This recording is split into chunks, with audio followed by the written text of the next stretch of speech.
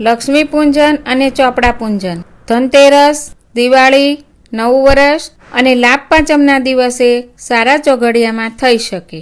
લક્ષ્મી પૂજા માટેની દરેક સામગ્રી ડિસ્ક્રિપ્શનમાં જણાવેલી છે. બાજોટ પર ગણેશજી, લક્ષ્મીજી અને પોતાના ઈષ્ટદેવની સ્થાપના કોરા ઘઉં કે ચોખા પાથરીને કરવાની.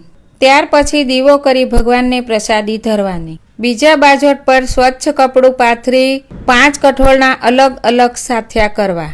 અત્યારે મેં મગ, વાલ, ચણા, સૂકી ચોળી, સૂકા વટાણા આમ 5 કઠોળ લઈ 5 સાથિયા કર્યા છે.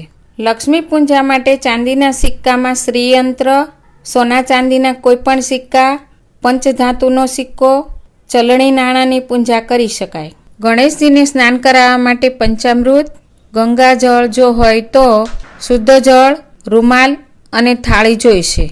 ધર્મના કોઈપણ પૂજનમાં ગણેશજીની સ્થાપના પ્રથમ થાય એટલે પહેલાં ગણપતિને સાદું પાણી લઈ સ્નાન કરાવી પંચામૃતથી સ્નાન કરાવવું.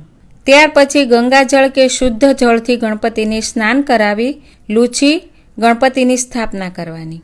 ત્યાર પછી ગણપતિને અબીલ, ગુલાલ, કંકુ, ચોખા, ફૂલ ચડાવવાના. ચલણી નાણું કે સોના ચાંદી કે પંચધાતુના સિક્કાને ભગવાનની મૂર્તિની જેમ જ પંચામૃત અને પાણીથી સ્નાન કરાવવાનું. ત્યાર પછી સિક્કાને સ્વચ્છ કપડાથી સાફ કરી કઠોળના દરેક સાથિયા પર મૂકવા. ત્યાર પછી દરેક સિક્કા પર અબીલ, ગુલાલ, કંકુ, ચોખા અને ફૂલ ચડાવી પૂજા કરવાની.